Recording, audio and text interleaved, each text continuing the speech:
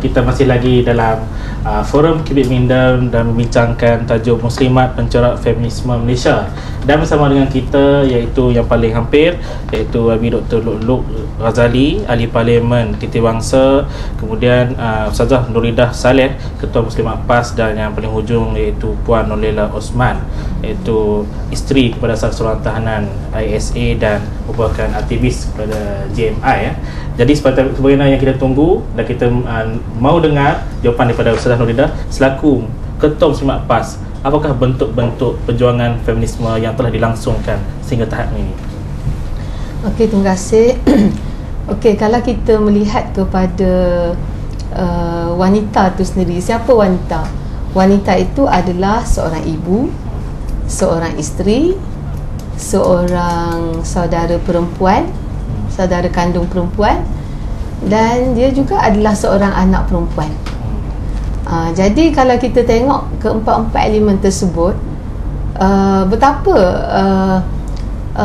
kita lihat mulianya status seorang wanita, dan insya-Allah itulah sebenarnya keempat-empat itulah yang telah diperjuang dan mahu diteruskan, mengangkat martabat mereka,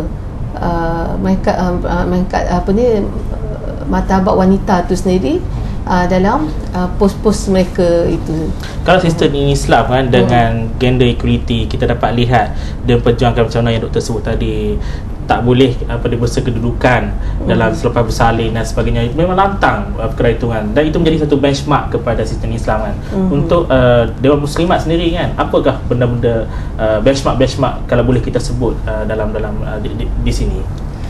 Okey, sebagai sayap kepada perjuangan Parti Islam Malaysia yang mahu mendaulatkan Islam, tak dapat tidak sebenarnya perjuangan muslimat itu dia kena refer balik, rujuk kepada apa yang telah ditunjukkan oleh baginda Rasulullah sallallahu alaihi wasallam.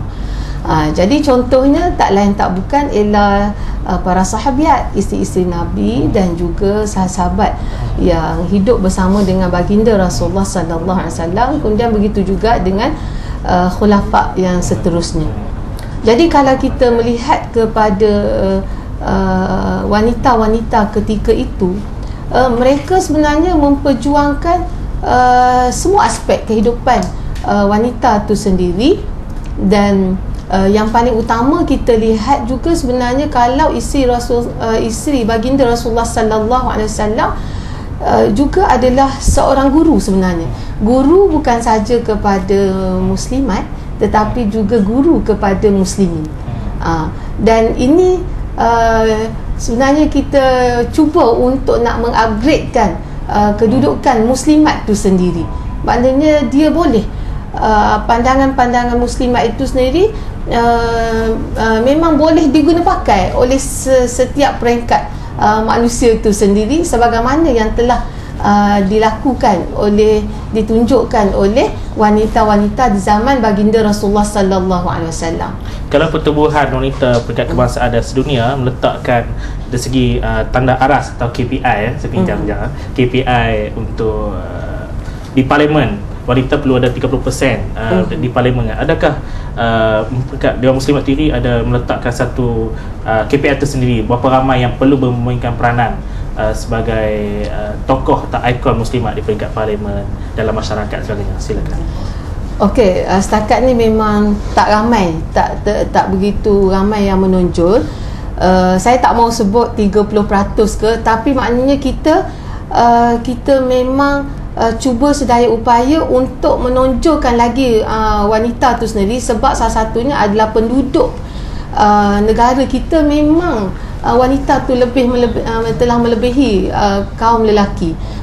Jadi memanglah sepatutnya wanita itu mesti ditonjolkan, sebab mereka adalah juga pemimpin kepada wanita itu sendiri. Dan sebagaimana yang saya katakan tadi, kalau kita melihat kepada wanita di zaman baginda Rasulullah, mereka bukan berperanan kepada orang perempuan saja, tetapi mereka lah juga guru kepada orang lelaki.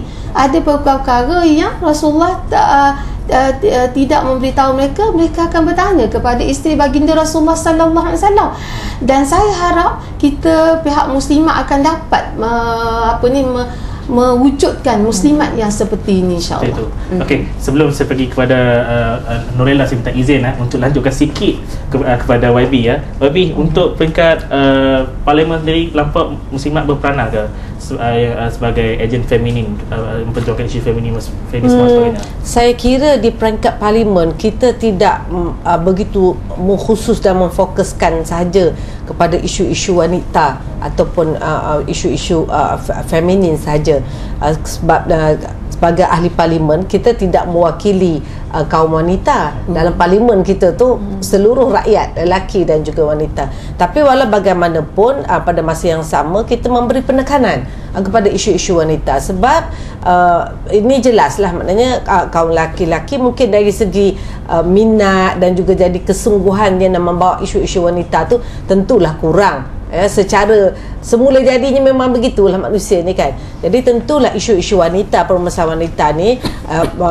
menjadi satu permasalahan dan juga diberi tekanan yang lebih lagi di kalangan ahli-ahli parlimen wanita. Jadi kalau ada maknanya di situ kita tidaklah orang kata terlalu gender prejudice kita tu terlalu gender prejudice, tapi kita membawa isu rakyat keseluruhannya tetapi memberi penekanan kepada isu-isu wanita. Adakah ini bermakna bahawa representasi muslimah di dalam parlimen kita seolah tidak ada satu benchmark sebagaimana dalam feminisme, perempuan feminisme yang lain, Aminah Wadud kemudian dan tokoh Presiden sistem Islam sendiri? Sebenarnya angka figure 30% itu sebenarnya diterima pakai di seluruh dunia lah, dia katakan gitu. Dan ini bukanlah satu angka yang terlalu sukar untuk dicapai. Ya, kenapa ada angka 30% menurut kajian? Kita tak buat, jadi kajian walaupun pihak mana yang buat mengatakan apabila ada 30% sesuatu golongan tu, barulah suara golongan itu didengari. Begitu. Jadi maknanya kita nakkan 30% partisipasi wanita dalam badan-badan terutama badan-badan pembuat keputusan ni, supaya dengan itu suara kita didengari dan diberi perhatian. Okey, terima kasih. Baik.